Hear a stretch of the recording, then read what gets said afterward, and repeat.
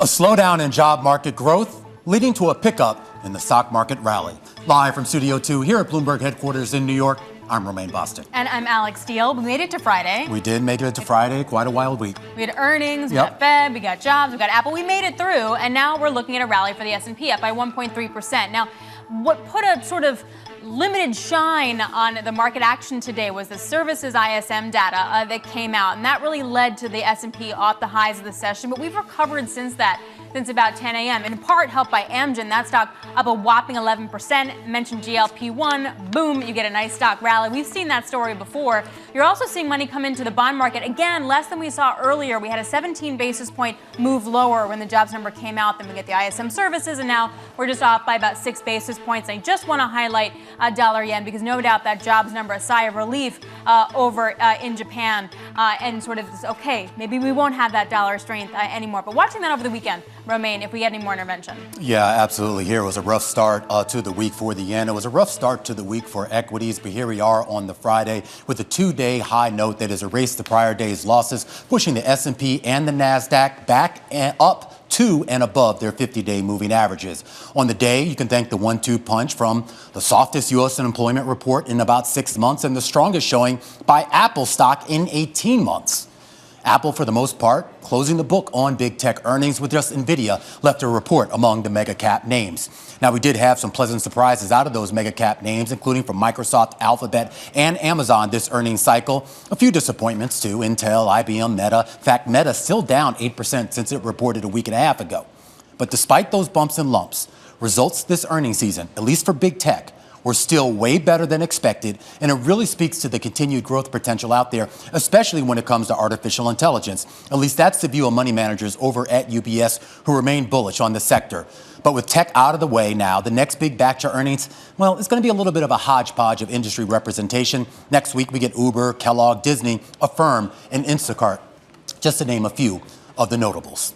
Now, the price action today, it really is a fitting end to a wild week. A week that started with a surprising Treasury refunding announcement, ended with a surprising jobs report, with an unsurprising Fed decision sandwiched right in between.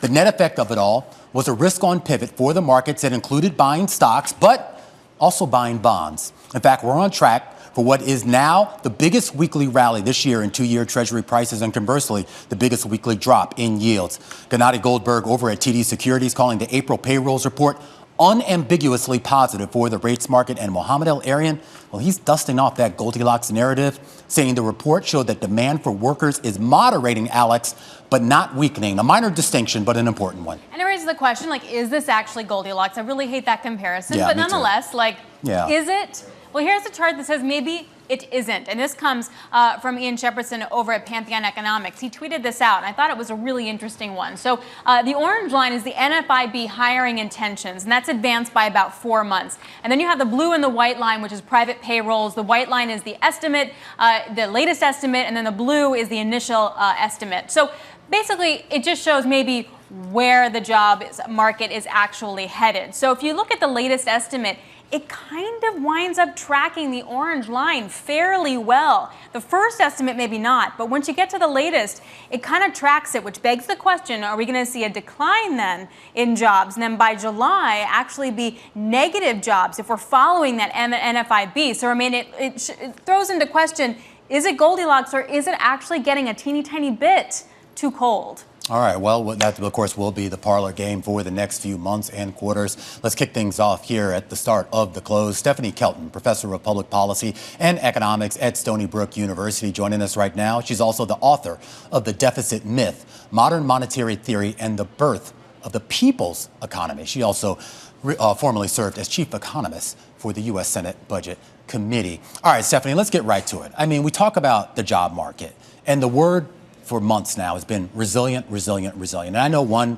jobs report doesn't change the narrative, but how healthy is the market in your view, the job market? The job market? Yeah. Well, I think the labor market is still healthy. You know, you can look at today's number. Obviously, that's what everybody's looking about. That's what we're talking about right now. Anytime you expect a bigger number and the number comes in off as much as it did today, it feels disappointing. But I think it's a mistake to just kind of focus in the here and now. We got to look at where we've been just this year. We've still got a really healthy pace of job creation on average every month for this year. We're still pretty much a cooking economy here in the U.S. And I think all of us on set, we're old enough to remember where 175,000 jobs in a month was actually a good month. Really good. But I do want to point out, too, I mean, we mentioned your book at the start. There was a lot of hay going into this rate hiking cycle, a lot of hay heading into this current election cycle about the labor market, the unemployment rate, and where that really needed to be to get inflation down. Yeah. And I feel like there have been a lot of sort of myths, if you will, that have been busted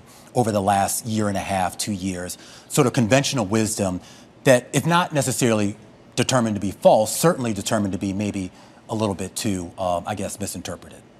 I think that's right. And I think, we started to see it, Romaine, even before COVID. I can remember Jerome Powell being, in Congress and testifying and being asked questions about the Phillips curve. And, did you really need to start raising rates? Was it necessary?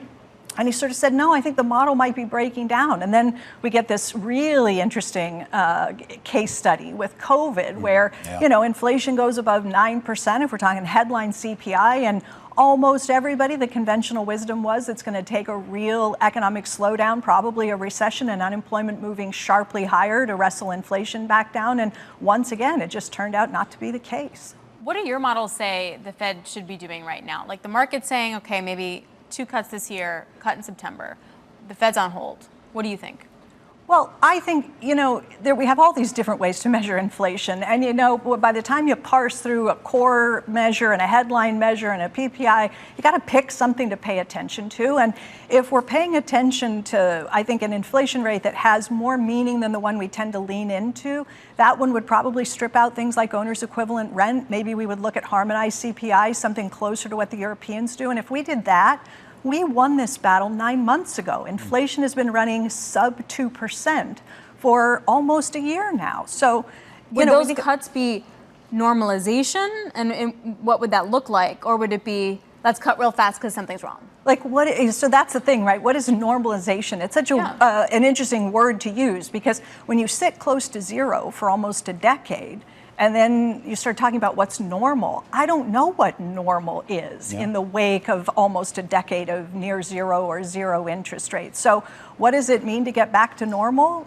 It's not zero in most people's minds. So then we have to start talking about things like R-star, which are just make-believe sort of measures of neutral rates of interest. And I don't really know how to think about that. I mean, I teach economics. I've taught PhD macro for a long time. I know what the theories are, but it's hard for me to do some of this with a straight face when we talk about things like R-star and imaginary rates of interest and so forth. Is there though, an argument to be made for more formal mechanisms or guardrails when it comes to monetary policy? I know Jay Powell's made it clear he doesn't want to be that rigid. You have former members of the Treasury and Fed, people like John Taylor, who of course want a more formal sort of parameters for when you raise and lower rates. Is something like that, is there an argument to be made that that could be useful? No, I don't think so. I think the argument's going in a very different direction. I think, we had the whole experience in the wake of the financial crisis where basically every central bank around the world was trying to push inflation up to their own 2% targets and couldn't get there. I think if anything, the big rethink is going to be about, a better, more nuanced toolkit that central bankers really do need more tools to work with than just the overnight interest rate, and thinking about models and frameworks that provide less flexibility, I think is the direction we're least likely to head into. I think we're going to see a big rethink. And I think Ben Bernanke was part of this in the UK. He does, recently, he's a big right, part of trying that. to help. But doesn't that mean, though, we're going to have to put a lot more faith in whoever's running the Fed? When Janet Yellen was Fed chair, I think it was the last meeting in Jackson Hole where she talked about the need for greater automatic stabilizers. She said, look, if we had better, stronger automatic stabilizers on the fiscal side, it would take a lot of pressure off of the central bank to try to get creative with things like QE and QT. So I think that's where the action really needs to be. All right, Stephanie, going to have to leave it there. Always great to talk to you. One of the best minds in economics, Stephanie Kelton there, Professor of Public Policy and Economics at Stony Brook University. A lot more coming up here on The Big Show, including a look at one of the biggest movers in the market today, Amgen. That stock having its best day since 2009. We're going to talk about what's fueling the optimism with an analyst from Mizuho. Plus, the U.S. Consumer Financial Protection Bureau is taking aim at credit card fees. We're going to get a discussion with CFPB Director Rohit Chopra. And stormy weather for Cloudflare. Shares of that company sinking today on the back of the firm's latest results. A lot of questions right now about the health of the cybersecurity space. That's our stock of the hour. All that and more coming up in just a bit. This is The Close on Bloomberg.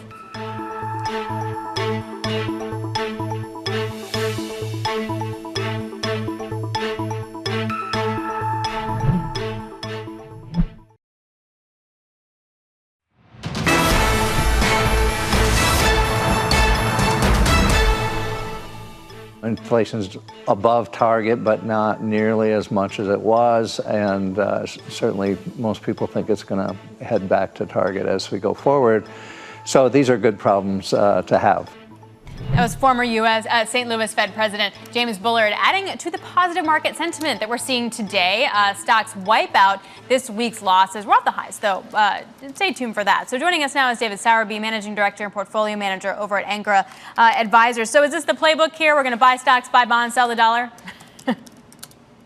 Alex, I listened to you and Romaine ahead of time and the discussion of Goldilocks economy.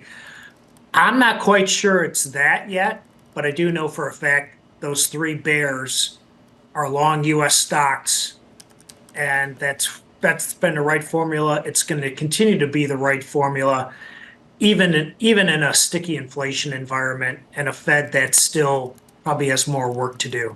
Are we learning anything from the bond market signal today, though, or is this a straight-up short covering situation?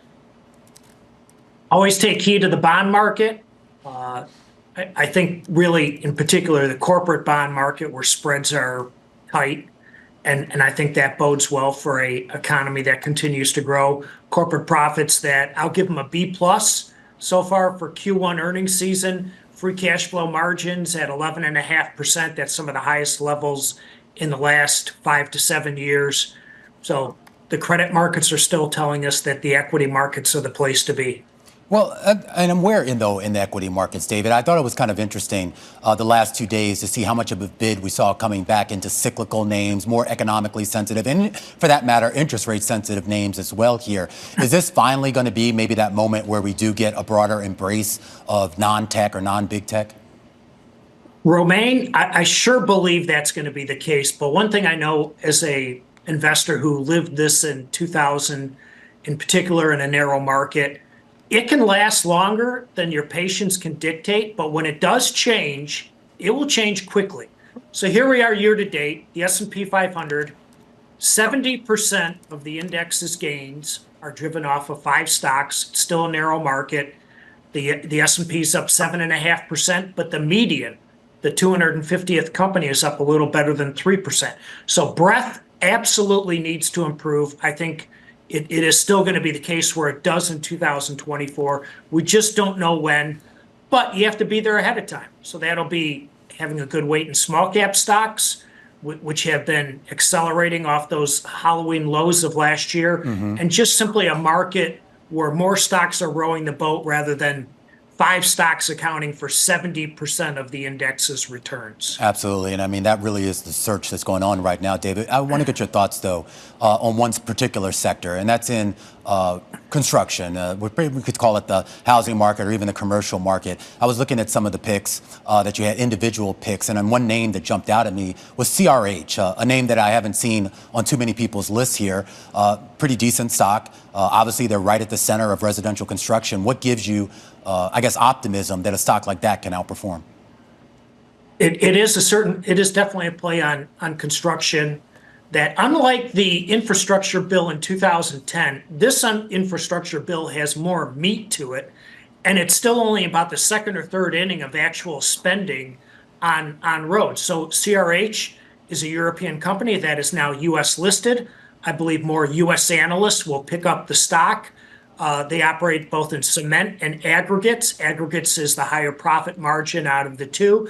And whether it's a name like CRH that's done well or Martin Marietta, the good thing with CRH is it trades at about a 40% discounted valuation to Vulcan Materials and Martin Marietta. That's what makes it interesting, as more U.S. analysts are likely to pick up the company since its listing here last fall. All right, David, always great to talk to you. Got to leave it there. Have a wonderful weekend. David Sowerby, Managing Director and Portfolio Manager at Ancora Advisors. And it's kind of interesting, too, Alex. I mean, I was kind of looking at kind of the price action, like what's being bought. I mean, obviously, big tech is having its moment in the sun, but there really is a lot of bids into, I hate to use this phrase, but real economy type of stocks. No, I think it's a real phrase. I mean, S&P Materials is the second best performing stock. It is a real phrase. I just said I don't like it. Yeah, why don't you like it? I don't know. But I understand, like, everything is tech, but in terms of the stuff you need to build things and, like, move a car and go, I mean, real economy. But I think that brings into question the real economy being in a structural shift, but still a cyclical market. And for an investor, that must be very difficult on how you manage that, particularly for some of the smaller companies that are involved in that. Absolutely. At least with some of the valuations here, if you are brave enough here, there's certainly some entry points out there, and you're seeing people come into that. Meanwhile, we should point out one of the hottest sectors on the day and on the week is actually in the biotech space here. But there's one particular stock that we want to focus on, Amgen. The CEO over there says he's very encouraged by early results for its experimental obesity drug, and some analysts are seeing the upside as well. That's one of our top calls, and it's coming up next, right here on The Close on Bloomberg.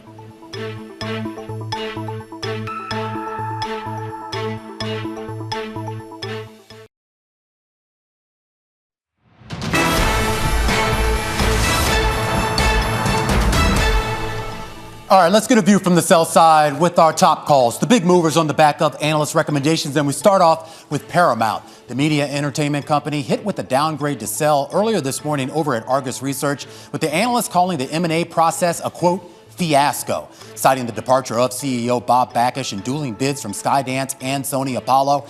And then, of course, this afternoon, we just learned on the back of a report from Variety that neither of those two offers in play are likely to come to fruition. Investors bailing out, at least for the day, a 5% drop in the stock. Next up, let's take a look at Expedia. Piper Sandler downgrading to neutral on disappointment with the travel company's first quarter earnings report and that scaled back sales forecast that it gave us last night. Analyst Tom Champion says bookings growth worsening and the margin uplift from tech improvements still elusive. The shares having one of their worst days in a while, down about 15%. And finally, let's take a look at Sprout Social. We don't talk about this, but this really is the software that underpins a lot of social media sites. They really disappointed analysts after missing sales estimates in the first quarter. It was especially disappointing for KeyBank Capital Markets, which it once considered a favorite among small cap growth stocks. KeyBank says facts have changed too much, leading it to cut its recommendation on the company to sector weight. Those shares dropping a whopping 37%. And those are some of our top calls. All right, let's turn to something that's, well, a little bit more bright. Amgen having a phenomenal day here. Reported quarterly results Thursday afternoon. The biggest takeaway from the earnings call was the CEO's optimism about early results for its experimental obesity drug. And judging by the market reaction, investors are optimistic as well. Salim, Syed, senior biotechnology analyst over at Mizuho, joining us right now. He has a neutral rating on the shares. All right, let's talk about this. I know, it's still a long way before something like this gets to market here. But what exactly is sort of the market opportunity for this drug if they are able to bring it to market? And we should point out, bring it to market well after two of its biggest competitors.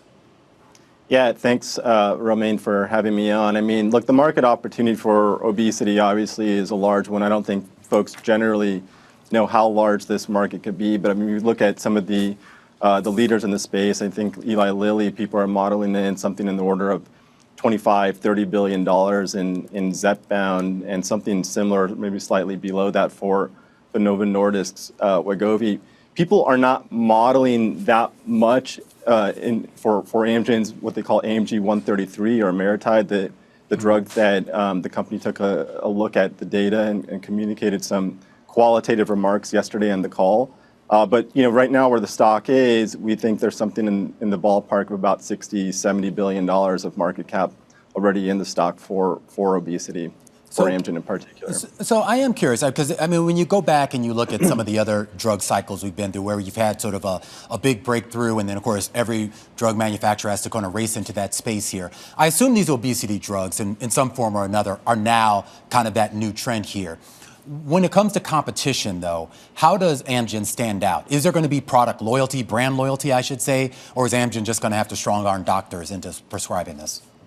I think they have a lot of work to do, and the onus is really, especially after last night's commentary, the onus is really on Amgen to prove that they have something here that folks are then going to use. The specific wording that management used last night on the call was differentiated, not best in class, but differentiated. What that exactly means, it's a little bit to be determined right now. I mean, what we know is that they're trying to develop a product that's less frequently injected, so perhaps once a month or even less frequent than that versus a weekly or even a daily product.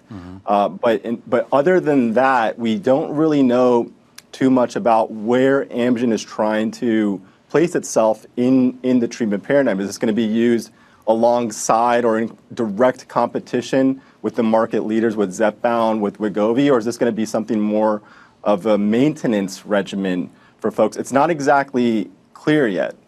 As an investor then, how do you know when to buy these stocks? Because if you wait till too long to get actual numbers, then you miss the move, right? There might be more of a move, but then you're not getting in at the right kind of time. How do you know when?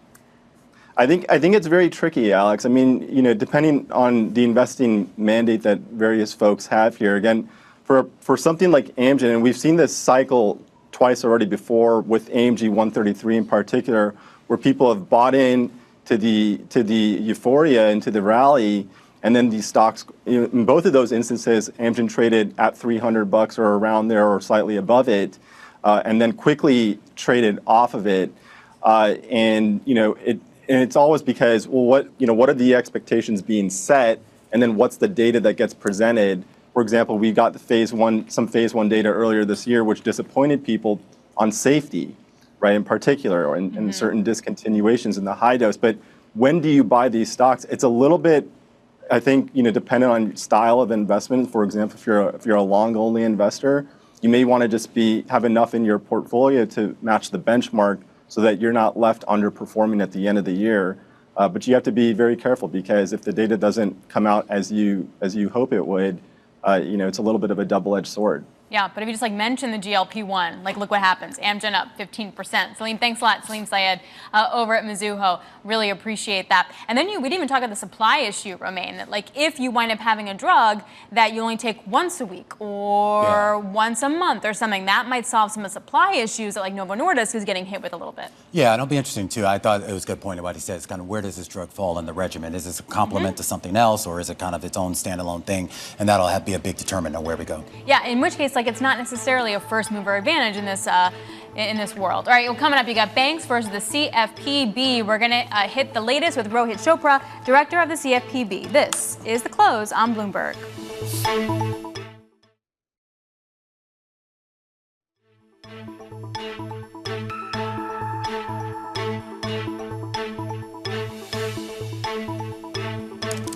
Just about 3:30 p.m. here in New York. This is the countdown to the close. I'm Romain Bostic. And I'm Alex Steele, and the rally still underway here. Whether you're looking at bonds, whether you're looking at stocks, just definitely not the dollar. But it has been a week for sure. Yeah, absolutely. But I mean, look, it's a pretty strong end to the week. I mean, we're looking still at one of the best days going back to February. And we came into this week and no one, I think, really expected this, right? We were all kind of expecting something a lot worse. And I guess Apple, the Fed, jobs, whatever, you want to do, that whole sort of cocktail together, it gets us where we Exactly. And then you have is it positioning? Are we just book squaring at the end of this? Anyway, NVIDIA next week is going to be very interesting. So let's turn now to credit cards, because there's a new rule that's targeting high credit card late fees. And that rule may be delayed by the court. This is ahead of its May 14th effective date. The Consumer Financial Protection Bureau's credit card late fee rule would reduce the typical credit card fees from 32 to 8, or by 8 to 32. By 8 to 32? Down to 8 from 32. Okay. It could impact credit cards issued by banks and department stores that generate about $14 billion a year from late fees. Bank trade groups filed a suit against the rule back in March. So here in studio, and he just helped me out with the facts and his perspective on where things go from here, is Rohit Chopra, director of the Financial Protection Bureau. Rohit, thank you so much. It's great to have you. Thank you for coming to the studio. Of course. So what do you think is going to happen here? Well, we went hard against the abuses in the credit card industry, and we found that the largest credit card issuers were exploiting a loophole when it came to late fees to the tune of $14 billion a year. We did a rule to make clear that, sure, they can charge a late fee. They just either have to justify it by their costs or keep it under $8. And surprise, surprise, the credit card lobby is fighting us hard, and we are fighting back, but we are hoping to make sure that there's a little more sanity to today's credit card market where consumers are seeing high rates and high fees. So how close do you think you are to getting this done? Well, it takes effect May 14th. They are battling us in court, and we are presenting our case. We think what we have done is exactly in the confines of the law. Congress banned unreasonable fees, and so we have presented the data on why an update makes sense. Conventional wisdom is that you're going to lose. If you do lose, what's the strategy then? Well, we have to keep appealing and keep going, and we have a lot more to do when it comes to credit cards. It's not just these late fees. We also see bait and switches when it comes to cash back and rewards. This Thursday, the Secretary of Transportation and I will be hosting a hearing on airline credit cards. We're also trying to make it easier for people to quit those higher interest rates, switch to a lower one. We think this could save people tens of billions of dollars per year. Kind of in that same vein, there's been a lot of discussion about some of these buy now, pay later services, Klarna, Afterpay, et cetera. I'm forgetting a couple, like Affirm here. The expectation in the market is that something's afoot in Washington. Are you planning any sort of major regulatory actions against those buy now, pay later companies this year? Well, we are trying to make sure that those buy now, pay later companies are not evading the core consumer protections when it comes to disputes, returns. We have published a very detailed report about where people are having issues, and we're going to hold them to some similar standards when it comes to treating people fairly. Have you seen evidence of mistreatment? We have lots of consumer complaints, and we are investigating some of them, and we're going to take action if we find there's law breaking. So put together your old hat of the FTC and then this hat. So what confuses me, and this is whether you're looking at, say, JetBlue and Spirit, or you're looking at Discover and Capital One, some of these tie-ups, they make the argument, we need that so they can compete with the really big guys. Like Capital One and Discover need each other because otherwise they can't compete with, say, American Express or MasterCard. So it actually makes it harder for the consumer in the long run. Where am I wrong? It's enticing and intuitive sometimes to think that, but when we look at the record, all of this 3 is better than 4, or the medium-sized guys have to merge to go after the big ones. Often fewer choices mean higher prices at the end of the day. We have seen when it comes to the credit card market, it's dominated by a relatively small set of issuers. Our own analysis shows that the smallest credit card companies are even offering lower rates even when controlling for credit tiers. So often the economic evidence suggests that the more players, the better, and we should be quite skeptical of the arguments about creating an oligopoly. Rohit? I mean, some of this isn't even under your purview, right? I mean, the reason why we have so few players is, I mean, we've had banking regulations over the last few years that effectively shut out any sort of new players. Well, I'm not sure that's true. If you look at the assets and a lot of our mid-tier banks, they actually have a very big footprint when it comes to mid-sized businesses and even large corporates. I think we should all be very worried that the very largest banks, though, there's a perception you get free unlimited deposit insurance from them because they will be bailed out. We've got to take out that unfair advantage and let people compete on the merits. What do you think of the economy right now? I think you're seeing a pretty steady, we're clearly better off than Europe and other parts of the world. But there's no questions that labor market's strong, but there's high costs on many key items, especially housing. And the rate environment when it comes to mortgages and credit cards can feel very daunting to people. You have so many people in America who are in a 3.5% mortgage and cannot move, they feel, because of the mortgage rates they're facing today. So I do think that for many people, the rate environment is having a real effect on how they might view their future prospects.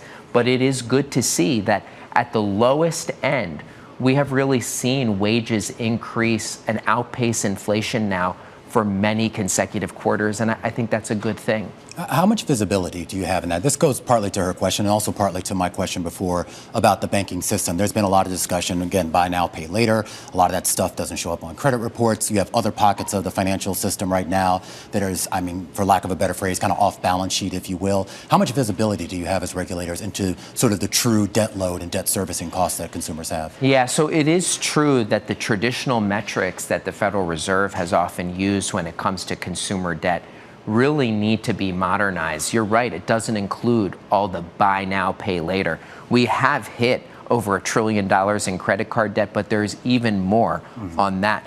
So I do think in some ways the picture of household debt is one that it has increased, but of course people's income has as well. We are seeing in all sorts of consumer borrowing that the increases in rates, and the credit card rates are particularly noteworthy, they've far outpaced the increases in the Fed funds rate. And so we're seeing a lot more consumers paying up big in interest and not able to pay down their credit card bill. All right, Rohit, it's great to have you here on the program. I'm going to have to leave it there. Rohit Chopra, he is the director of the U.S. Consumer Financial Protection Bureau, and of course, a very busy man. In addition to, all the things he talked about, of course, he's got to deal with all the nonsense coming out of Congress, trying to sort of clip the wings of that agency. Yeah, what Congress is so on it? What are you talking about? Congress is so on it? Yeah, it's just so weird. Well, they're definitely on something. All right, coming up here on the big program, as we count you down to the closing bells, a closer look at some of the big movers on the day, and that includes Cloudflare, dropping the most going back to April. We break down what's fueling the weakness. It's our stock of the hour, and it's up next on The Close on Bloomberg.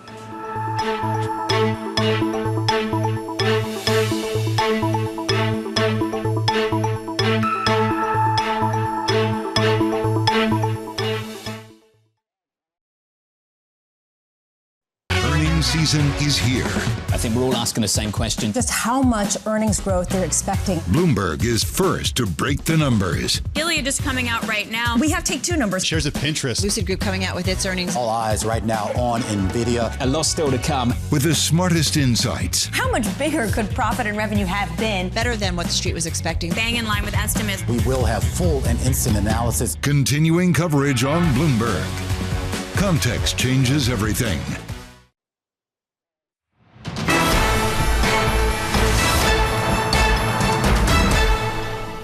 All right, shares of Cloudflare, the web hosting and cybersecurity company, sinking the most since April of last year. This after the cloud security firm posted strong first quarter results that was overshadowed by a weak forecast. Let's focus on that weak forecast. Abigail Doolittle joining us right now to talk a little bit more about this. And I think this caught a lot of people off guard here because coming in, the expectations, not just for Cloudflare, but really all of its cohorts was relatively high. Yeah, very high, demonstrated by the fact that at the end of the day yesterday, the stock up 110% over the last year. So on the one hand, they do the cybersecurity. They also do something called content delivery network. But the other thing that they don't do, but they've been talking about doing, AI. So a lot of that rally into the report AI. So relative to the revenue guide, it actually wasn't that light. Their revenue guide range for this quarter is 393.5 to 394.5 million. The estimate 394.5 million. The CEO describing it as prudent, but I think that people were maybe looking for an AI announcement or some kind of extra AI in there, maybe a little bit of a whisper. The other thing you have to think about is the fact that the first quarter did beat with big growth means that the rest of the year that they didn't guide it higher, it actually means that growth is sliding. So they talked about macro uncertainty, geopolitical, and then this is the exact quote, which is kind of interesting. Things are brewing that could impact customer buying behavior. So is that geopolitical? Is that AI? That doesn't sound good. No, it doesn't sound good. So have other companies echoed that same kind of macro uncertainty then for the back half of the year? Well, it's interesting because Fortinet, another cybersecurity company, they reported today. They actually missed in their first quarter, but they're talking about European weakness. Other companies, not really, and big tech, not so much at all. Palo Alto, another cybersecurity firm, they'll be reporting later this month. One thing that is coming up relative to AI in terms of some of this macro weakness, and it could actually be the things brewing, there's this theory that AI development, it's such a rage that it's taking money away from other projects. So maybe people already have the cybersecurity that they need, so it's a little bit less here. It's hard to know, but yeah, I agree. It does not sound great. Yeah, and there's like a broader question, too, about some of these standalones. I mean, we've had some of the more conglomerate type of software companies that offer sort of these security packages. And, of course, they like to beat their chest saying, look, you don't need a Cloudflare. You can just come to us, or a Fortinet, just come to us. Whether that is actually true remains to be seen. But the shares, of course, taking a big hit today, down 17%. Abigail Doolittle there with our stock of the hour. A closer look at Cloudflare, Alex. Aren't there like a bazillion smaller software companies? Like, I think the shale patch is fragmented. Yeah, I saw, Bloomberg, I think it was a Bloomberg intelligence thing. I mean, it was insane. I mean, it was literally like in the thousands.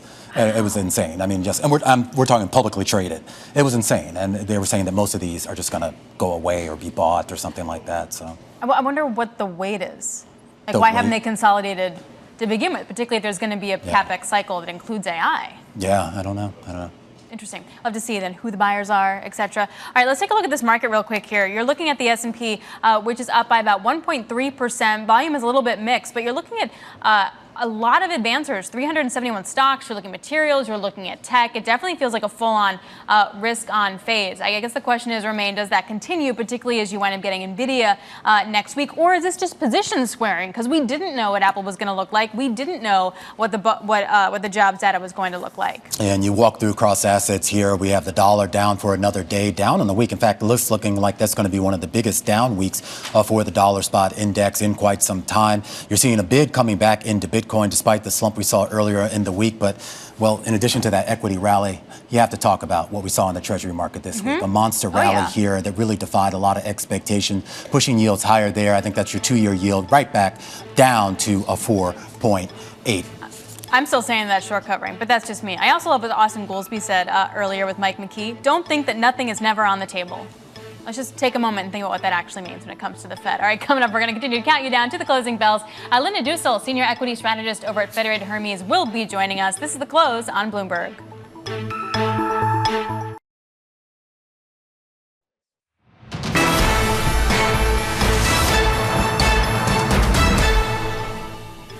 This is the countdown to the close. Romain Bostic alongside Alex Steele.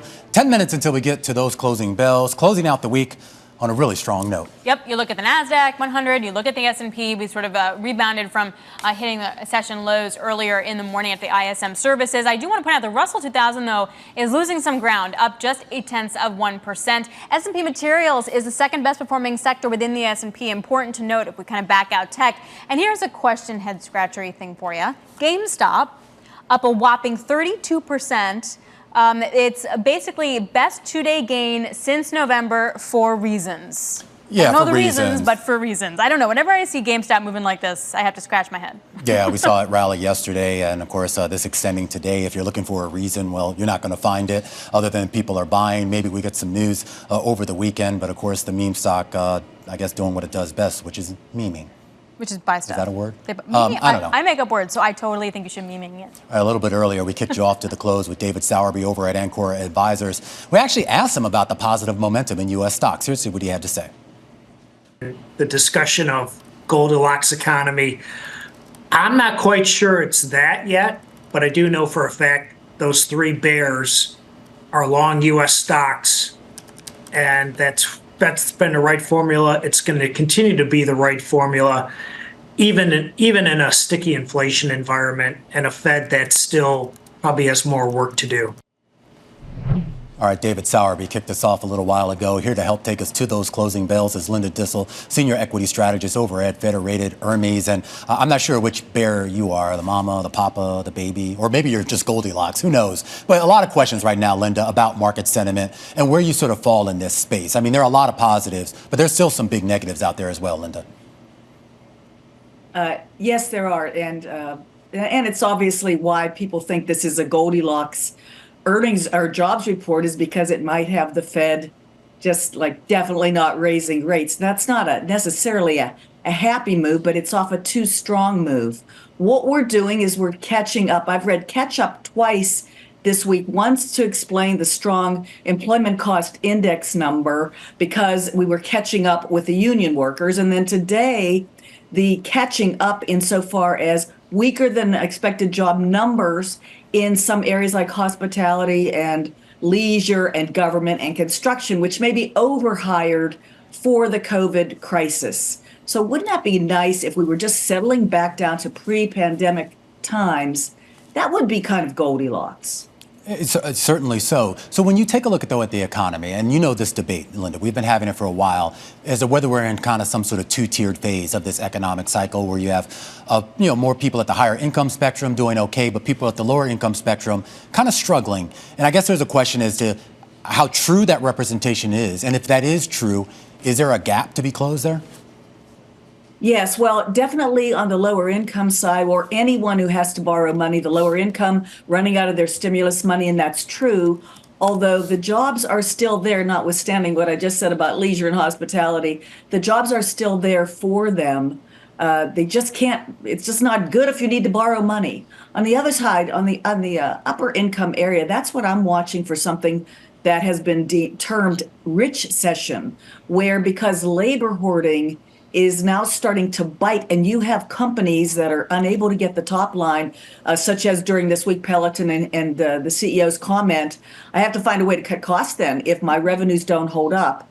I travel all the time. I was in New Hampshire this week. I was in Pennsylvania and New York last week, and I continue to hear rumblings of higher paid workers in the, plus $100,000 crowd and even more getting laid off, and some people that have been working for many years at these higher figures.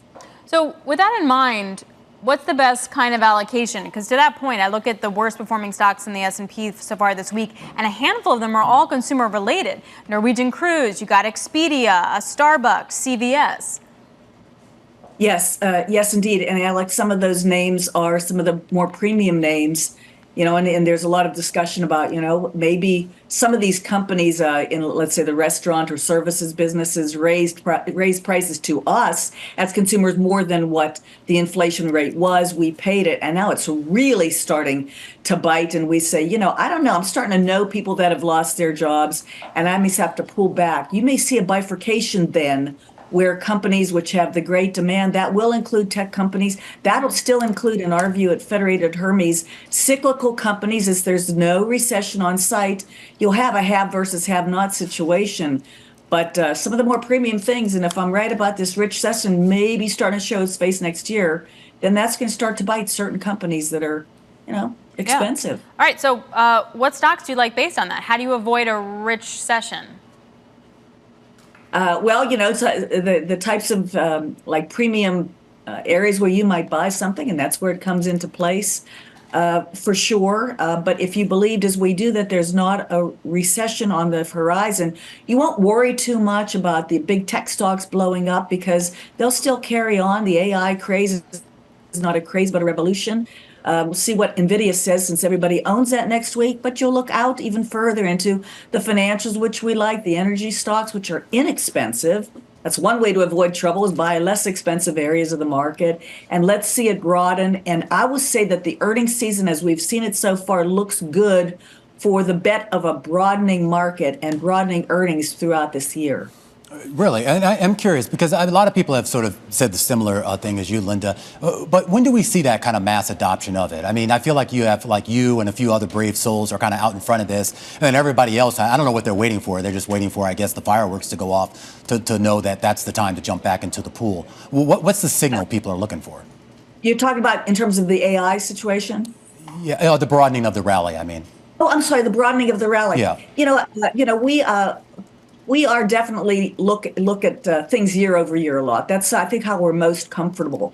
And year over year, it's not been such easy comps, if you will, for the what they say, the 493. And as the year progresses, gets much easier into the fourth quarter for these sectors. I think it's, a decent amount's being written about this in terms of the back end of the year. Those are the broadening of the stocks, where last year your big names, your Mag 7, if you will, were up, 68% or something like that in the fourth quarter. Mm-hmm. Tough comps for them. So you will see it as the quarters progress. All right, Linda, I got to leave it there. Linda Duessel there, senior equity strategist over at Federated Hermes, helping us count you down to the closing bells. We're just about 2.5 minutes away from that, Alex, and the market's holding on to the gains on the day. Again, positioning, I go to that. Now the next catalyst comes. What is that going to be? I know NVIDIA next week, so we're going to pay attention to that in terms of the broader stock market. But otherwise, what are we doing? We wait until September, until the Fed actually cuts? So I hate the sell in May and go away thing because it's not a real thing, but is that what we're going to be looking at? Right, and we should just point out NVIDIA is still about 2 weeks away. That's at the end of the month here, but we do get Disney and a few other big ones next week. We are moving closer to the closing bells here on this Friday afternoon. Stick with us. Full market coverage coming up right now as we take you to the bell and beyond. The Bell, Bloomberg's comprehensive cross-platform coverage of the U.S. market close starts right now. And right now, we are 2 minutes away from the end of the trading day. Romaine Bostick alongside Alex Steele. We're counting you down to the closing bell. You're here to help take us beyond the bell. We're joined right now by Scarlett Fu in the TV studio, Carol Masser and Tim Stenovic in that that thing we call the fishbowl. Welcome to our audiences across all of our Bloomberg platforms. Okay, and you are the two of the best looking fish I've ever seen. Appreciate that. Sure thing. Got weird real fast. I think Nemo's calling. Having said that, what an interesting week. I feel like just when we kind of have a Fed meeting and we have a certain narrative and Jay kind of plays down this idea of maybe a rate cut anytime soon, I feel like, well, wait a minute, just give it, 48 hours and you get, not even 48 hours, and you get a different thing when it comes to rates. Yeah, I think a week ago we were kind of asking, okay, what's going to be the most consequential event to happen next week? Is it Apple earnings? Is it Amazon earnings? Is it Fed Chair Powell's press conference? Or is it the employment report? And I think it's easy to say today, well, with the reset that we saw in rates post the employment report, that softer than expected number, it was certainly that this morning. Yeah, but this is one data point, right? And the Fed is data dependent, so we got to wait for CPI. We got to wait for those other inflation measures to backstop what we're getting from this latest jobs report. But the thing is, if the Fed is data dependent, then how do we front run the Fed? So if they're data dependent, they're going to look at everything that we're looking at. How is the market going to front run like they normally do? Therein lies the frustration. Right. I mean, you look at the Fed's done absolutely nothing, and yet the 2-year yield's been all over the place, for example. Yeah, well, I mean, I think you answer your own question. I mean, I think it means we're going to have a lot of volatility up ahead, and I guess the direction, the market will sort that out. All right, let's walk you through the numbers here, because earlier this week, it looked like we were really heading for a down week, but all the major indices today rallying for a second straight day, and all the major indices now closing out the week on a high note. The Dow Jones Industrial Average is going to close out the day higher by about more than 400 points, or about 1.2%. That's going to be good enough for a gain of about 1% on the week. The S&P 500 up about 64 points, or 1.3%. The NASDAQ Composite up 2% on the day, or more than 300 point gain here on the day. And the Russell 2000, just taking a look at that, not the strongest showing on the day here, only up about 1%, so lagging the rest of the sector. But I was just taking a quick look here, at least among the major indices here. That's your outperformer on a weekly basis. The Russell up about 1.7 on the week. All right, back to the big caps I go in the S&P 500. Just a big, broad picture, guys. And 378 names in the S&P 500 actually gaining ground today. 122 to the downside, and Scarlet 3 unchanged. So a more of a risk-on trade, no doubt about it. Absolutely. That's a pretty lopsided split there in terms of gainers versus losers. Let's take a look at the IMAP, which shows the sector performances in the S&P 500, a big pie with a lot of green. In terms of the 11 sector groups, the only industry group that finished in the red, and that's just barely, is energy as oil prices fall for a fifth day. But really, tech leading the way with the Infotech Index up 3%, the biggest section of the S&P 500. And that, of course, is led by Apple, communication services, and materials, each gaining at least 1% as well. All right, off to the individual gainers I go. And check this out, guys. In a day where Apple, yes, did well, big earnings report, we watched it, we broke it down last night. The number one gainer in the S&P 500 and the NASDAQ 100 is, drumroll please, is Amgen, which is kind of fascinating. Up almost 16% at its highs today, finishing the day with about just shy of a 12% gain, soaring up at the most in its intraday high, going all the way back to, I think it was 2009. The CEO coming out and saying he was very encouraged by early results from a study of the company's experimental obesity drug. What's interesting is we talked with our Madison Muller saying, I don't know that there was anything necessarily new in this news, but nonetheless, investors sat up and took note. All right, another one. Scarlett, you mentioned Apple. It was definitely among my big gainers of the day, up about 6%, finishing, though, off that 8% high earlier in the session. We know the stock jumping after the company posted stronger than expected sales last quarter, predicting a return to growth in the current period. So that sparked some optimism that maybe the slowdown at the company is easing. Revenue was down, we know, 4.3% in the March quarter, but it was better than what analysts were projecting in terms of the overall number. Profit topping, too. And then, of course, they had the biggest buyback that they announced in their history. So, again, an outperformer. Live Nation, another one. Did you happen to see that Bloomberg story, Carol, where they showed the biggest buybacks of all time? Yes. And it was just Apple. What was so funny when we were talking about it with Anurag, he's like, listen, they always do a big buyback, but this was a really big buyback. You know, Boeing's market cap, $110 billion. Well, maybe they should buy. Oh, you're just $110 billion. Oh, so no Apple car, but maybe an Apple plane. Is that what you're saying, Tim? Maybe. I don't know if you saw the Bloomberg opinion piece about Warren Buffett potentially buying Boeing. Yeah, not saying it's going to happen, but, you know, among the most read he has on the the cash Bloomberg to terminal. do it, right? He definitely has the cash to do it. Did I cut you off, Carol? It's okay. It's okay. You're It's my okay, partner. Tim. I'm sorry. Live Nation, another one. Number 4 gainer in the S&P 500. 500. This one up, just checking my Bloomberg, up about 7% here. The company reported first quarter results that beat expectations. These were all the earnings we were breaking down yesterday. All right, over to you. Okay, speaking of earnings that we were breaking down yesterday, got to check in on shares of Expedia because in terms of decliners, this one we got to talk about, falling 15.3%. Shares hitting their lowest level going back to November. The company did post disappointing first quarter bookings, also lowered its full year guidance. The company came out on the earnings call and blamed a slower than expected recovery in Vrbo, its vacation rental business, and saw slower than expected growth in the rest of its consumer business as well. Expedia CEO Peter Kern did say on the earnings call that Vrbo has lost share to Airbnb and to Booking Holdings, which is the parent company of Kayak and Priceline. Also, Carol mentioned Amgen move higher. Well, as a result of Amgen moving higher on the news that it has made progress on a potential weight loss drug, we saw shares of the GLP-1 makers Eli Lilly and Novo Nordisk move lower today. Lilly, the maker of Mounjaro and Zepbound, Novo, the maker of Wegovy and Ozempic. Shares of Eli Lilly closing down about 2.8% after Amgen's CEO said he was, quote, very encouraged by early results from a study of Maritide. And finally, Cloudflare, ticker NET, the cybersecurity company, fell as much as, wow, close to 18% today, finishing the day lower by 16. Yeah, is that 15 or 16, guys? Help me out here. That's 15. Look at that. Almost. Oh, is it 16? Yeah, isn't it? This is why we got to get a return. You know, this is why we got to get a return monitor in here. Just, or better glasses. Or better glasses. Maybe that's what it is. Biggest fall since going back to just April of last year. The company did post second quarter revenue projections, fell short of analyst expectations. Analysts did say that a strong first quarter report was overshadowed by that weak forecast. Cloudflare, also, the other cybersecurity companies, they faced headwinds in recent months as businesses have scaled back that spend when it does come to IT. All right, let's go to yields here because they did stuff. Buying across the curve, we saw much more extreme buying once the jobs number came out at 8:30. Then the ISM services kind of tempered that buying a little bit. And you saw a little bit more buying kind of in the belly of the curve. But weekly, guys, it was pretty tremendous. The 2-year yield is down at one point as much as 28 basis points. The 10-year down 21 basis points. This is at the max of the move lower in yields. And the 2-year yield kind of just cratered below its 50-day and 200-day moving average.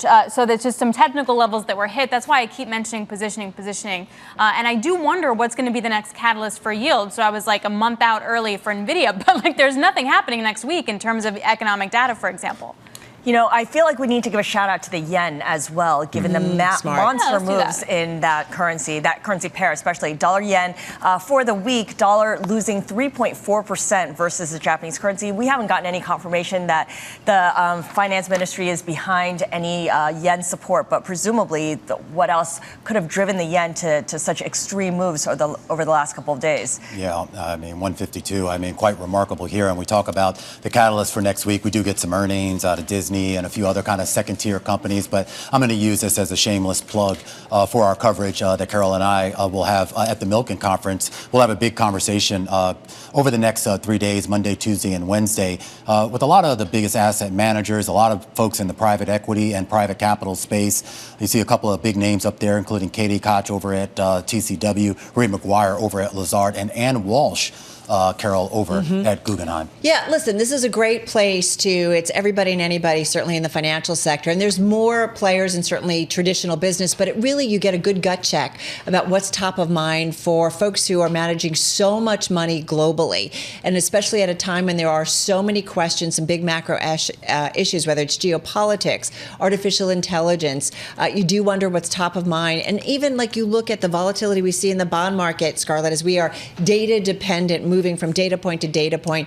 Curious to see what really kind of tracks with them in terms of what they're focusing on to make those investment decisions. One thing, of course, that we should note is that the event will be in West LA, which is fairly close to the UCLA campus. I'm curious whether college students and their alleged outside agitators might hold demonstrations here in the Beverly Hilton. It's one thing to protest on campus, calling for your school's endowment to disclose and divest, but some of the fund managers who are investing the school's money will be attending the conference. And Yeah, that's a good They're the ones point. directing the investments. I mean, I was there in 2021 and 2022, and there were protests taking place, and it was. I would think it was fair to say it was a calmer environment across the country at that point. I sort of chuckled because, and I think we were there that same year. They had those protests, but I thought I chuckled because they made sure they could have kept them on. I can't remember what that one street is. So they kept them on that one side there and away from the main entrances. So as you know, security is tight. But I agree with Scarlett. I'm sure some of those people might feel the need to stop on by. So it's on you guys though, Carol, Yeah. Romaine. You guys got to make the news next week. All right,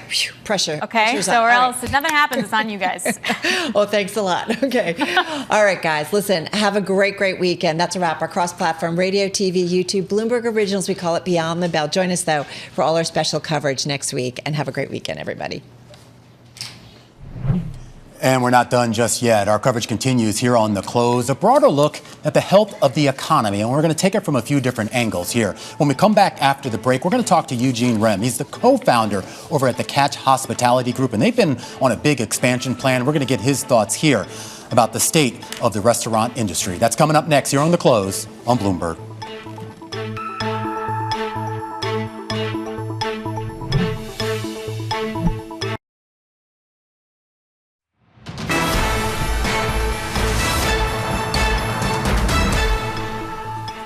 Welcome back to The Close. I'm Scarlett Fu. And I'm Romaine Bostic. This has been a crazy week, Scarlett. We started it off early in the week. It looked like this was going to be a down week for equities. We had a lot going on. Of course, you had the Fed meeting in the middle of the week. We started the week with the Treasury refunding announcement, ended it with the jobs report, and there were a lot of earnings in between. But the net effect of it all was a strong two-day rally to end the week. That pushed the NASDAQ 100 composite, the NASDAQ composite up about 2% here on the day. The S&P posting about a 1% gain, and you also saw a lot of the cyclical stocks really get a strong bid here. Take a look at the two-year yield, though, 4.8 right now. And in fact, we talk about the big moves and the volatility in that space. This was the strongest week on a price basis for the two-year Treasury all week long. And of course, that means the worst week in terms of yields going down. Spot gold also had an awful day and an awful week. But let's go back to the equity market, Scarlett. I was taking a look at all the big indices out there and what outperformed on a weekly basis. Up 6%, NASDAQ Biotechs. Yeah, absolutely. And in fact, Amgen, and this is the name leading the NASDAQ Biotech, was the best performer for not just the S&P 500 and the NASDAQ, but also the Dow Industrials, gaining almost 12% on the day, biggest rally since 2009. And all of this after the CEO said he's very encouraged by recent or early test results from its experimental obesity drug. So as a result, we saw shares in Eli Lilly and Novo Nordisk decline in the wake of Amgen's big rally. Now, on the flip side, you have Fortinet. This is the cybersecurity company, tumbling down almost 10%, biggest slide this year after the company reported a miss in first quarter billings due to weakness in Europe and also difficult year-on-year comparisons. Now, the big question here when it comes to Fortinet or any of these cybersecurity companies is how much of this is a read-through to the rest of the sector and to business spending versus this being kind of a one-off. Before today, it's worth mentioning here that Fortinet shares had gained as much as 29% since early November. Now, of course, our top story this hour is the labor market. It is showing signs of weakening. The U.S. economy added 175,000 jobs. That is the smallest increase in about half a year. While investors did read that as good news for both stocks and bonds, it is worrisome for job hunters. We're going to take a deep dive into how that's playing out for one restaurant company across different cities and also explore how employers are increasingly turning to AI to now screen applicants. All right, well, let's get right into it right now, Scarlett. Katie Burkello joining us right now, Senior Vice President at the recruiting company, Randstad. And I mean, you know more about these trends than anyone else, Katie, given the data and the stuff that you guys collect here. I was looking at that, not only the jobs report that we got this morning that Scarlett was mentioning, but later in the day, we got that ISM report showing the services sector and weakening there here. Are you still seeing an uptick in applications, or are we starting to see those applications fall? You know, we're still seeing an uptick in applications. We're seeing, in fact, an uptick in professionals applying for positions that they might not be entirely qualified for. But absolutely, we're seeing professionals still applying for positions. This gets to a question, too, because, I don't know, it was a couple years ago when the labor market was red hot. I mean, if you had a pulse, you can find a job. now I think things seem to be a little bit more competitive here. So for those folks who are seeking jobs or maybe planning to seek jobs here, how do you stand out in an environment like this? I think first and foremost, to create a concise resume that doesn't overinflate your experience or your qualifications, but speaks directly to what you're qualified to accomplish and the various things that you've been able to achieve in your most recent roles will help you stand out. Yeah, there's always a debate over whether you list your skills or not, whether you include a cover letter or not, whether you customize your resume or not. And a lot of that depends on whether employers are using AI or any kind of computer software to screen their applications first. I'm curious, from where you sit and based on what you've seen, what do the settings for that AI to screen candidates look like? Is it set to a predetermined number of applicants to go through, the top X% of applicants? That's an excellent question. It's set to a lot of different things, and I think each organization will allow that to vary. It could be keywords, it could be specific qualifications, it could be a number of applicants. The reality is this is still a human factor. People are people, and so organizations will continue to reach out to qualified professionals, and although AI will screen people out, certainly the determining factor on whether or not professionals get an interview will be the communication they have directly with the organization. Right, and I guess those settings can be adjusted and customized by different employers. So one thing that people do include on their resumes, or often do, especially when they do get the interview, is references. How often are there follow-ups on references? How deep do employers go on that? Are there spot checks of every reference listed, or do they kind of go above and beyond what's actually offered? Yeah, I think there are definitely companies will reach out to the references that are listed. Beyond that, though, organizations are going to want to verify your qualifications. And right now, in a world with overinflated qualifications and quite a few qualified applicants for roles, companies will reach out to references to verify that you're the right personality fit along with those qualifications that you've listed. Are you seeing significant differences on a sector by sector, industry by industry basis, Katie? When you say differences, are you speaking specifically to the differences in AI or the various applicants? In the use of AI. Yeah. I think that we definitely see differences. Obviously, AI was heavily adopted in the tech space, and there are less adoption rates, if you will, in the accounting and financial sector. So it does vary from sector to sector. Again, what's overwhelming, though, is the personal touch that will be involved in the tech piece of the AI. Got it. Katie, really appreciate your joining us. Katie Burklow of Randstad, talking to us about what employers are looking for from where she sits. And what I heard from her that really piqued my interest, Romain, was the right personality fit. So it's really incumbent upon the applicant then to do their homework to figure out what the employer is looking for, right? Well, that's the thing, though. It seems so confusing to me because when I hear personality fit, I think that has to be human to human, right? Yeah. Like a robot can't assess my personality, or can I don't think so. I hope not. But it gets to the question is the balance, right? Yeah. Because to get in the door, you're going to be screened by something that's more automated. So maybe those keywords and all that, you need that.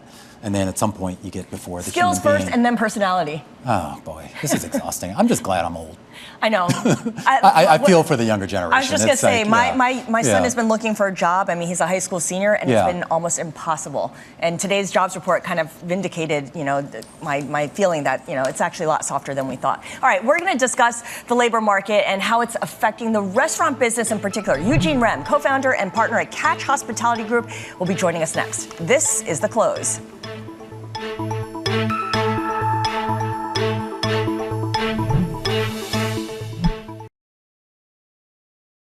The Middle East and Africa. Vibrant resources and high-yield investment opportunities abound. Join me on Horizons Middle East and Africa for the stories, newsmakers, and insight from this exciting region. Premieres Monday, only on Bloomberg.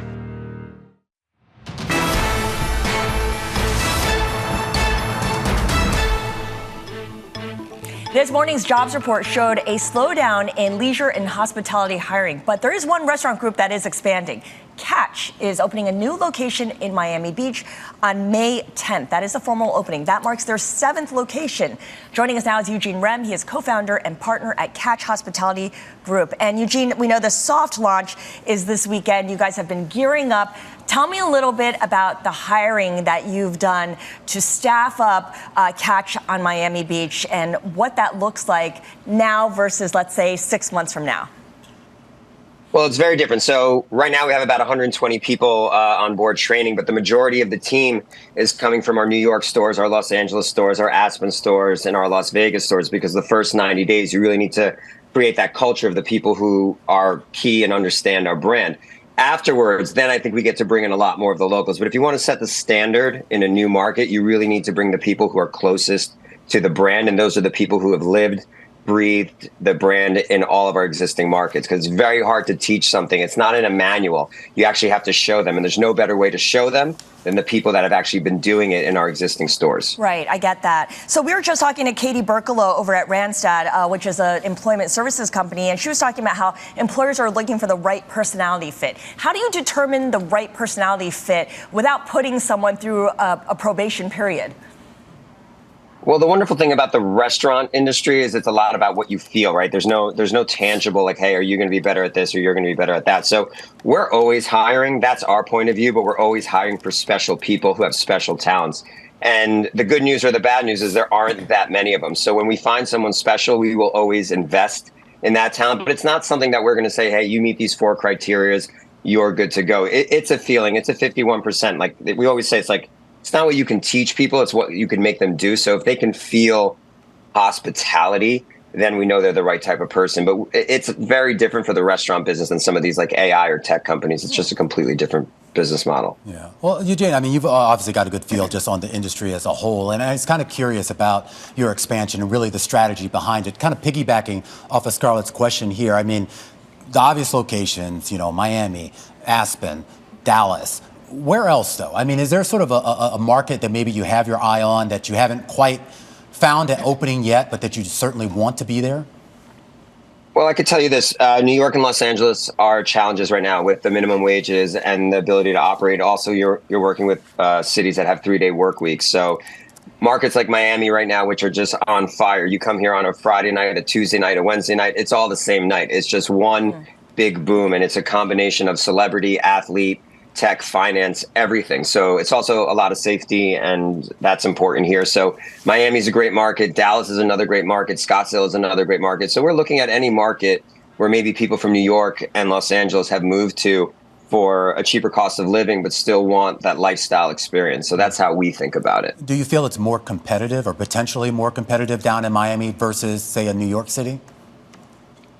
I think there's nothing more competitive than New York City on planet Earth. But if I were to say something would be a second option, it would be Miami. And I think there's always room at the top, and there's always room at the super affordable, and there's no room in between. So when you come into a market like Miami, you need to go for the absolute top and be the very best that you could possibly be, because the best of the best will always want something new and will always want something quality. And there's always room for that. You mentioned briefly California and some of the challenges there. I know you have a restaurant in Los Angeles. You're not a fast food restaurant, but you do have a presence there. So I'm curious, given the state's new minimum wage law, $20 for fast food employees, how does that affect the talent pool and the expectations that potential employees have? Well, it's really simple. You can't raise prices. The cost of products continues to go up. The cost of construction continues to go up. The rent is not going down. So the only option that you have is to do more with less, which means you have less people to do more work. And unfortunately, the goal of some of these minimum wage ideas is to give more benefits to the employee. But what it actually creates is less opportunity for people to get jobs, which is maybe something that you're seeing in these job reports. So we're going to have to do more with less, because at $20 an hour for minimum wage, plus the fact that these are people who are making $200, $300, $400, $500, $600 a shift on top of that, it starts to get really expensive, and there's no other places to make additional revenue. And our margins are so slim to begin with that they're not leaving very much after that fact. So we have to do more with less. I am curious too about, I mean, you kind of alluded to the tipping on top of that we know restaurant workers are really dependent on for the chunk of their income, even before, obviously before this law. I know there have been some experiments with going to no tipping. I'm out in here in New York. Danny Meyer, of course, famously experimented with that. And, I won't speak for him, but of course, some of those folks tucked tail and had to reverse course here. Do you think there is a model in the future, longer term, where we have a wage-based pay system for servers without the tipping aspect as a part of it? Listen, I think some of those things that some of those operators did were more for labor law purposes, where they were protecting themselves from any labor law issues. And that's been another challenge in New York and Los Angeles. So I'm not so sure if it was truly based on what was best for the server, but maybe more what was best to protect the business. I think the way I think about it is the best server should make the best money. And I've never seen the best servers work the best when they're in a pooled house. Yeah. So I think if the guest wants to continue to get the best experience, they should be paid appropriately by the service that they get. All right, Eugene, going to have to leave it there. Eugene Remm of the Catch Hospitality Group opening up his new restaurant in Miami a week from now. Formula One this weekend there. A lot more coming up here on the big program. Stick with us. This is Bloomberg.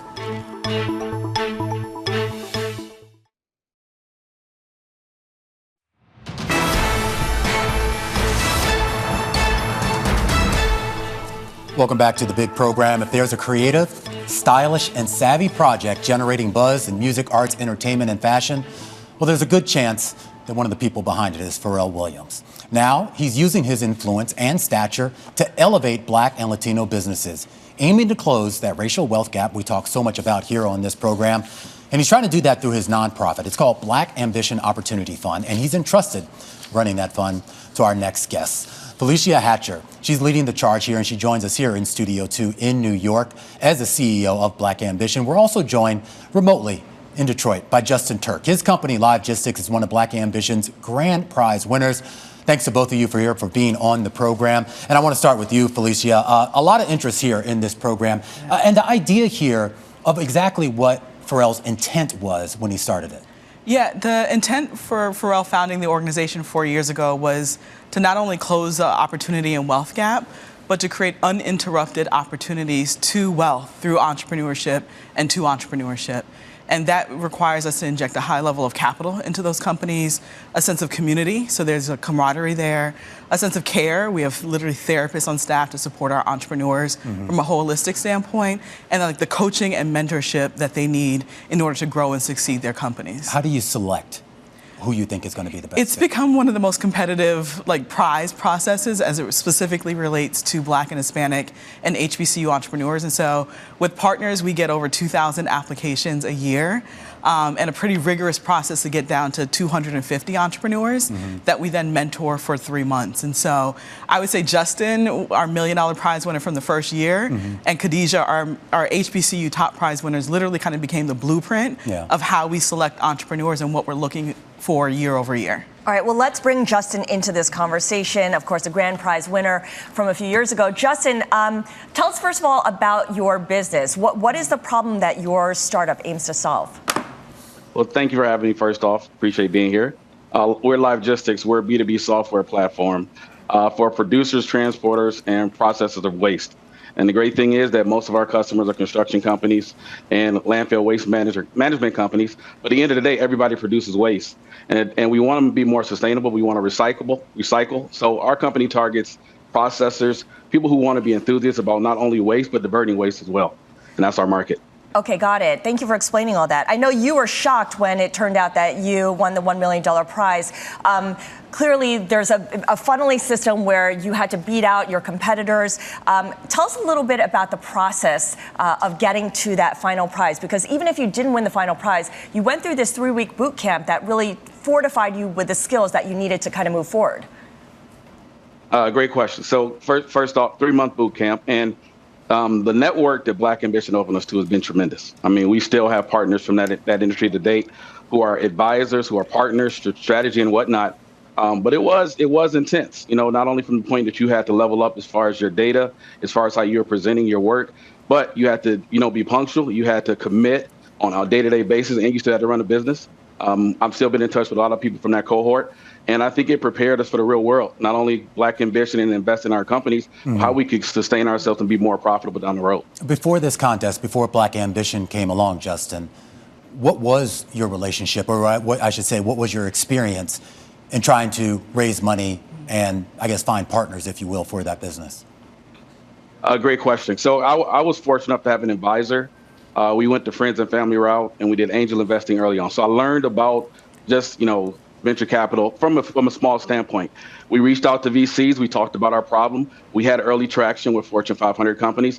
But the reality was that a lot of people weren't interested in really investing in us. And I will say that, Black Ambition not only was strategic in nature and helping support our business to be sustainable, but the idea that companies were more interested in us after a company like Black Ambition invested $1 million, it's a reality. And that was definitely the case. And we owe so much gratitude to Felecia and Pharrell. And I say we won't know for years how much it'll be, but it'll be very generous and repaid. Yeah, you definitely got lucky having somebody like Felecia at your side. And I do think it's interesting here, Justin, when we talk about sort of the help that she was saying that she gives. I mean, this is more than just about money, right? I mean, this is also about some hand-holding, that mentorship, and really the guidance. And you don't always get that out of venture funds and other sort of investment funds. They just kind of cut a check and hope that you know what you're doing here. So that had to have been impactful, right? Extremely impactful. I mean, $1 million seems like a massive amount, but the reality is that it only it's gonna burn out. And you look at just the industry in general, it takes capital to grow a company. And when you think about just the knowledge, the network for programs like Black Ambition, it takes a tremendous change, and it takes people who care to make that difference, because early on it's not going to show the fruits of your labor, but you see year over year you're starting to see those returns because people are learning, they're growing, they're scaling, which is the most important part, and we learned all that through Black Ambition. So, Felecia, I asked earlier Justin his business and what it does, but we know that when it comes to startups and entrepreneurs, they have a vision for something, but that business plan can change. That idea will change because market conditions have changed. When you are looking at these entrepreneurs and these founders, you're looking for a quality, and you're investing in the person rather than the idea. What is that single most important quality you're looking for? Yeah, we're looking at not just the CEO or the founder, we're looking at their team dynamics, how they can really kind of disrupt the marketplace that they're in. We're looking for resiliency, right? Knowing that they are going to go out and get it every single day. We're looking for a term that I learned from Echo and Green, a level of resource magnetism. Magnetism, right? Like they have everything, the stickiness that they need to attract the resources. And then we're looking for them to be a good steward of Pharrell's resources, right? And so our corporate partners that pour a lot into those entrepreneurs, additional follow-on capital that they may receive as a result of their mentors being a part of the program, and then being able to just kind of go out and get it and be disruptive, and then massive contributors back into their communities by being employers as well are some of the things that we look for. You mentioned Pharrell's resources. That means his network, his partners. Talk a little bit about that, about how often, how that works, that chemistry between the entrepreneurs you're seeding and Pharrell's network. Yeah, a mentor of mine has this quote, money screams, but wealth whispers. And if we're talking about closing the wealth gap, well, we have to make sure that we're sharing the knowledge of what it requires to actually grow wealth. And a lot of that is access, right? So when we talk about being underserved, they're also under-accessed, right, if that's a word. And so we need the access to happen to them faster, and we need wealth to happen and opportunities to happen to them faster. And so Pharrell has picked up the phone for some of our companies and got them connected into Tiffany's, which is a partner, right? He's the creative director at Louis Vuitton Men's. He's picked up the phone and gotten our entrepreneurs into Marriott locations. Family is one of those companies. And time again, if it's not him, it's people that are connected to his network that the entrepreneurs would never have access to if they're not a part of Black Ambition. And we also teach them how to ask for what they need to grow and scale their companies. But that is a community that we've built with Black Ambition, and that's his passion and his resources injecting into these entrepreneurs that we know are going to change the world. All right, Justin, we only have time for one more question, so I'm going to give you the last word here. Just about a minute left here. For somebody like you, say, go back 5-10 years when you were kind of coming up with these ideas, I mean, what is the advice that you would give them for kind of that budding entrepreneur, particularly a budding entrepreneur who is a person of color, looking at this world and trying to figure out the best way to sort of, I guess, weasel their way in to the top? So the advice I'd give is that if you just look at market conditions and where we're going, every company is at scale. Every company scaling. And if, as a minority, we aren't jumping into the game, we aren't putting our foot in there, and we aren't solving problems at a very granular level, we become the employee and not the employee. So we absolutely have to be a part of scale. So companies like Black Ambition, who support your vision and your growth, take the leap, solve a problem, and get out and sign up, because it's tremendous about what that role looks like. It's a tough journey, but when you have support systems like Felecia Hatcher, like other programs we've been a part of, it shows that it can be resolved, and you can grow, and you can scale, and you can win. All right, good stuff. Justin, really appreciate your joining us. Justin Turk is CEO of Livegistics. And of course, our thanks as well to Felecia Hatcher, CEO of Black Ambition. Really appreciate both of you joining us today.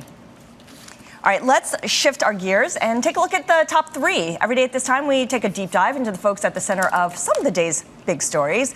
And first up is Serena Williams, the GOAT. The tennis superstar sat down with Alex Rodriguez and Jason Kelly on the latest episode of The Deal, and she talked about boosting diversity in venture capital. So Serena, as I hear you speaking, I can't help but think about when I transitioned from baseball to business, and it's quite daunting. And I know for me, there was some imposter syndrome, but we're both former athletes. I'm a man of color. You're a woman of color. As you enter the world of capital raising, which is very difficult, especially when you haven't had the track record early on. How did that make you feel when you went to LPs, potential LPs, to raise capital? It's a competition. I loved it. It's what it gave me energy. It gives me life. In telling my story. And also, this isn't about me, and it's not about me raising capital. We are investing in women. We are investing in people of color. Like that 2% is women. People of color, women of color is less than a fraction. Right. Like if I want to start a business and my name isn't Serena Williams, I'm going to have to take something out on my house. I'm going to have to go to the bank. I'm just going to not be able to get VC money. But we're changing that. And we don't only invest in women. We don't only invest in people of color, but we're putting that on a platform. Our portfolio right now, as it stands, is 68% women or person of color. And that is unheard of in the VC world. And so for me, it's all about diversity and bringing everyone together. We invest in literally everyone. We don't care what you look like, but we hear your story if you're a woman. We hear your story if you're a person of color. And a lot of people that look like me don't even get their story heard. And so when you do go to these LPs and you genuinely tell them a story, if they pass, they pass.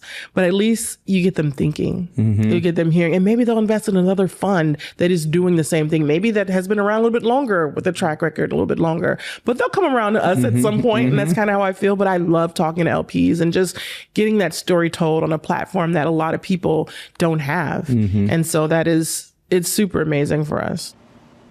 And of course, you can catch the rest of that conversation on the latest episode of The Deal tonight at 7 p.m.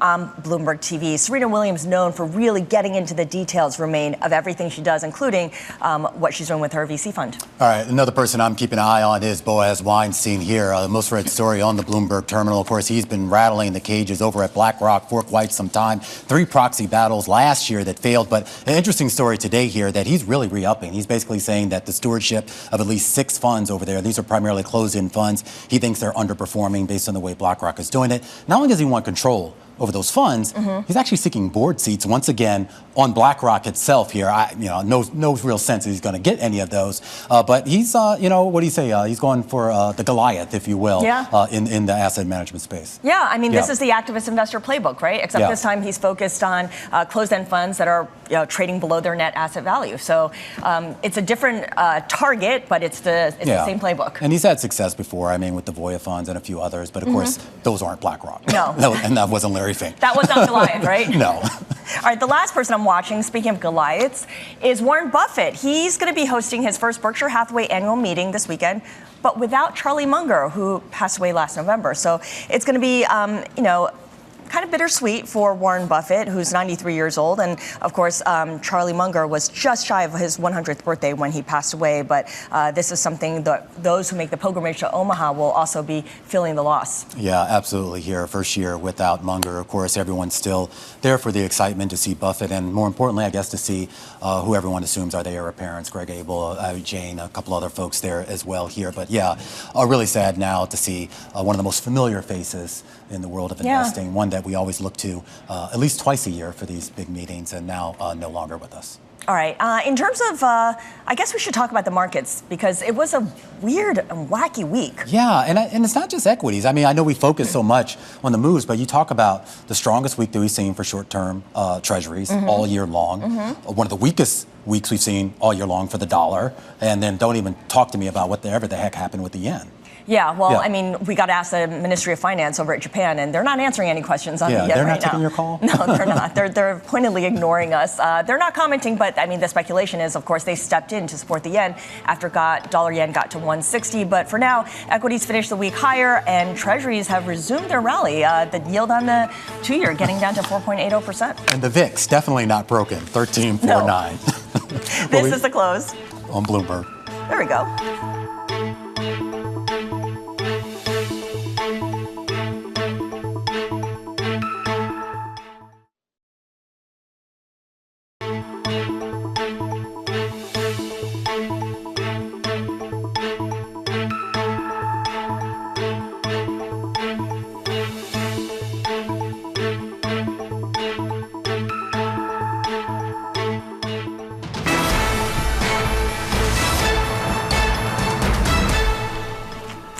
It's time now for Next Up, where we highlight the entrepreneurs and founders moving the needle for our economy, our markets, and technology.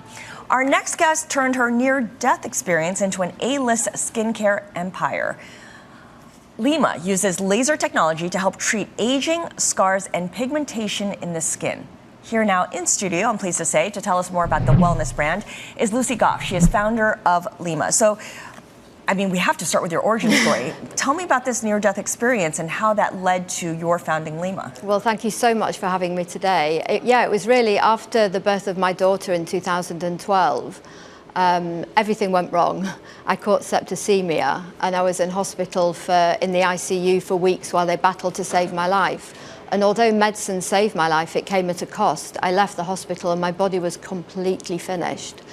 And I was going to all these physicians and they were saying, well, actually, there's nothing wrong with you, because their benchmark for me being well was that I didn't have septicemia anymore. And I just couldn't function. I couldn't stand up. I mean, I couldn't even hold the baby. So I went to a clinic in Geneva, and it was there that I had a complete life-changing moment in that I got talking to a professor called Professor Paul Clayton, who was there speaking at a conference. And he introduced me to a category of pharmaceutical grade ingredients that changed my life. And that was really the premise for starting Lyma. It was in an industry, in a supplement industry, where over 90% of the products are not proven because there's little legislation in place. This was a formula that was truly proven with patented ingredients, all peer reviewed, and very different proposition to the rest of the market. Okay, so you tried that and it worked for you clearly and you bought into it, but how did you turn that experience into, wait, I can build a business off of this. I can build this into a profitable business that others can afford? I think it was really, I used to do the PR for Selfridges, and I remember vividly standing in the beauty hall launching all these different beauty brands and just looking at how clever it was that people took a commoditized product and turned it into a lifestyle statement for the home. So like Joe Malone turning candles that you'll get from a supermarket into a lifestyle statement for the home. And by the same token, I knew that we had the world's most effective formula. But by making a brand out of it as well and putting it in a copper vessel that people kept out in the home, I just thought these are kind of all the ingredients that we need to really gain traction in an industry that was not really speaking to the consumer, it was more shouting to the consumer. And now this has evolved. I mean, we're looking right now at one of your newer products here, and this is the laser treatment, the laser device, I should say, that you use on your face. Is that how it works? Well, you can actually use it on your face or your body. So this is the Lyma laser. Okay. And it really is the future of laser technology because it's a zero damage laser technology. So traditionally, lasers provide some kind of damage to your skin to stimulate collagen production. But at the end of the day, your skin is an organ and it's not really there to be damaged for the sake of reducing a wrinkle. And with technologies like this, that's actually been used in the medical world since the 1960s. So it's completely safe, but it's never been brought to the cosmetic market before. Can I see this for one second? Because I am curious. I mean, I've seen this kind of stuff in professional dermatologist office, and I guess to a certain extent in these salons now. How is the technology in here? Is that comparable to maybe what you would get in a more professional environment? So this is actually the first FDA-cleared clinic-grade laser that's ever been cleared for at-home use. Yeah. And the reason is because the consumer is totally protected from the laser. So you can look at it, it's not going to damage your eyes. There's retina protected. That's good, because I just looked right into it. Well, you did, I know. You see, you can still see. So it's not providing any heat to the consumer. You can't feel it. I mean, if you put it on your hand, you can't feel it. Okay. So when you put that on Romain's hand, this treats pigmentation in the skin. His skin color is very different from my skin color. Yeah, that's a good point. How do you address that? Well, traditionally, lasers are not meant to be used on all skin tones. So the more pigment you have in the skin, the more risk of damage that there is. But this is a zero damage laser technology. It actually triggers a genetic switch inside each of your cells that basically that halts the aging process. So you're not providing any damage, so there's no risk to people using it. I want to talk quickly about the success of this and the idea of a business, particularly a growing business, where you sort of reach that critical mass, where you've got all this demand, but not necessarily the capacity to meet that demand. How have you dealt with this sort of upswell in attention and adoption? Have you been able to pivot to, I guess, a broader manufacturing platform? So we're not, we've got an incredibly stable manufacturing process. There's nothing, we've built our supply chain for success. So, yes, you always get factors that come into play. So we were around during COVID, we were around during Brexit. So there's always going to be obstacles that come in. But in terms of our supply chain, we've got no problem. We've never sold out on our website. We've sold out in our retailers, so like Goop and Violet Grey and other retailers that perhaps have underestimated the demand that they would experience for the product. What's more important for your business in terms of distribution? Is it selling directly through your own website or through the third parties? So about 70% of our business is direct. Is direct? Yeah. We work off tech margins, so it's a very different margin to the rest of the beauty industry. We've built distribution centers in the US, in the UK and Europe, so we're well placed for global delivery. You plan to stay a private company? Yes. All right, Lucy. For today, yes. For today. All right, good. Lucy, we got to talk again here. A fascinating product and a fascinating founder there. Lucy Goff is the founder of Lyma. Stick with us. We're going to set you up for what to watch over the next week. This is Bloomberg.